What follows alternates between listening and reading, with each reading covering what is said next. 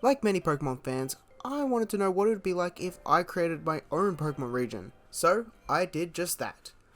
Although I am not an artist and these Pokemon designs will not be amazing, I still wanted to do it.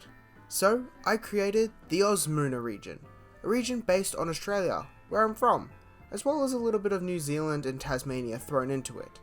But what better Fakemon to start off with than the starters? Hope you enjoy.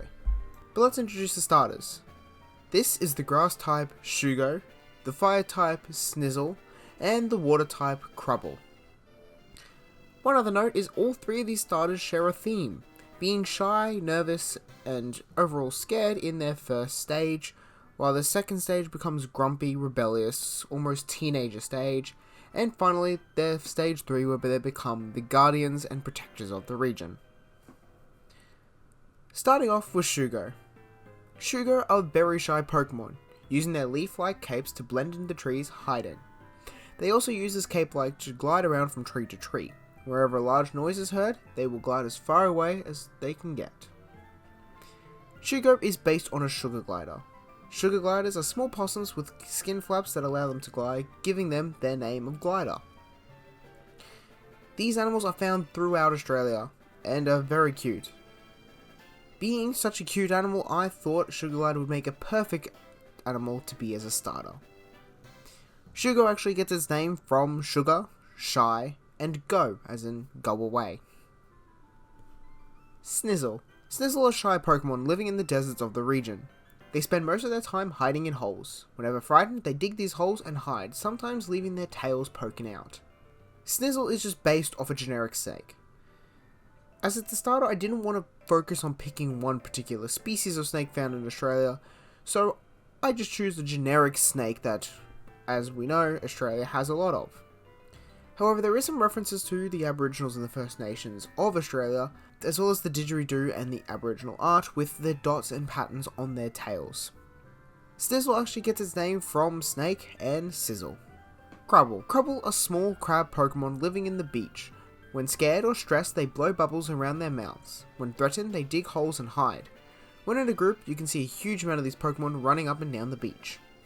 Crubble is actually based on a particular crab, being the blue soldier crab we have in Australia. These crabs are mostly seen everywhere on the beaches of Australia, and honestly even I used to chase them all the time and pick them up. They are called the soldier crab for when they are seen walking in a huge group, almost like an army charging towards you. And being their bright blue colour, it's so cool to see against the yellow sand. The bubbles are also inspired from many crabs where they blow bubbles around their mouths or even put bubbles on their backs for them to breathe. Crubble gets its name from crab and bubble. As you can see, all three of these Pokemon are shy, always running and hiding. As well, these three Pokemon live in the main areas of the region: the bush for Shugo, the desert for Snizzle, and the ocean/beaches for Crubble. At level 16, like most starters, they evolve. Crubble evolves into Crobat. Crobat, becoming more confident, creates heavy bubbles they can drop on their enemies. Crobat even love to prank and be mean by dropping bubbles on unexpected Pokemon. Crobat can be hard to train as they throw bubbles when they are not happy. Crobat is the evolution of Crubble, being much bigger and gaining two small bubbles on their back which they can use to collect as their weapons, almost like pulling it off as if someone was storing a weapon on their back. Like their pre-evolutions, Crobat is still based on the blue soldier crab, but also about how other real-life crabs can put bubbles on their backs and stuff. Crobat gets its name from crab, bubble, mad, and bad. Snizzle evolves into Snarkle. Snarkle, being sick of tired of hiding, creates small sparks at the end of their tails to create small explosions to startle and hurt other Pokemon. Snarkle again isn't really based on any particular snake, but the flames on the head are much more spiky, giving it that rebellious idea of teenagers getting mohawks when the parents aren't happy with it. The spark on the tail also isn't constantly on like most fire-type Pokemon. Just like Cyndaquil in that line, they can turn on their flames, Snarkle can turn on its tail flame as a small explosion and spark. Snarkle gets its name from snark, snake, spark, and snarl. Shugo evolves into Shugard. Shugard love to cause mischief. They drop seeds, sticks, and pretty much anything they can find from treetops on other Pokemon. They may be aggressive, but they are fast. Shugard is like Shugo, being based on that sugar glider aspect. But as well, it's sort of based on a supervillain idea. Like most villains and supervillains in cartoons and comics, they have that long curly mustache, which is what these whiskers turn into with Shugard. Shugard gets its name from sugar and guard. As you can see, all three of these Pokemon have that rebellious stage. It's the idea of that they're sick of being hiding and hunted, so now they become aggressive, attacking anything and everything in their path, being hard to train for trainers, but overall being worth it in their final evolutions. At level 36, these Pokemon evolve again. Shugard evolves into Shugiro. Shugiro is known as the hero of the bush, protecting smaller Pokemon. They are amazing companions to trainers, and they always love to strike into a hero pose. These Pokemon are rare, as they risk their lives for smaller Pokemon. Shugiro are based on heroes. They have that hero pose and smile, as well as the vine-like utility belt around their waist, as well as the bark or brown sort of fur around their eyes, representing almost like a hero mask. It gets its name from sugar and hero. Snarkle evolves into Sisnite. Sisnite's flames are so hot that their tail splits into two to allow the flame inside their body to leave. They can create a huge frill made from flames, which can be turned on and off.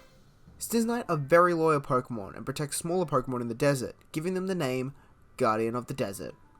Sisnite are inspired by cobras to have that frill. Although no cobra species are native to Australia, cobras are well-known snakes. Design on their body is very heavily inspired by Aboriginal dot art with the dots and even the lines, and overall I wanted to show that aspect of Sisnite. Sisnite gets its name from snake, sizzle, and ignite. Crobat evolves into Crubian. Crubian can create a lot of bubbles as armor and weapons, creating them almost like a boomerang. These Pokemon protect any Pokemon on the beach, giving them the name Guardian of the Beach. Crubian are inspired by soldier crabs, as well in a way king crabs being for their giant size. Although they're not having the longer legs and stuff of a king crab, it's just the size that gives it that inspiration.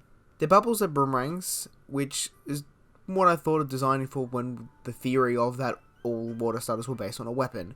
Crubian's name, it comes from crabs, bubble, and guardian. All three of these final evolutions are inspired by guardians and protectors of the areas of the region, the desert, the bush, and the sea. These Pokemon are made to be very inspiring and great partners for beginning trainers, giving them that sort of aspect of being shy, which they can work with their trainer to becoming aggressive and fighting against their trainer to eventually becoming loyal protectors and guardians of that trainer.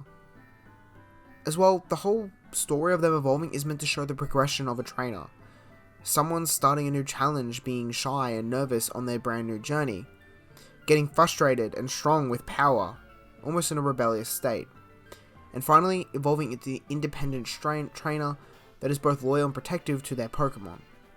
I wanted to show this progress of a starting Pokemon evolving to follow the trainer's story, hence the evolution line. But these are the starters of Ozmuna. Ozmuna will get its own, story about what it's region based, but I'm pretty happy with these designs. I'm not an artist at all, but sort of can give the idea across. But yeah, I hope you all enjoyed. I'll see you in the next Ozmuna region, and I hope you enjoyed. See you all in the next one.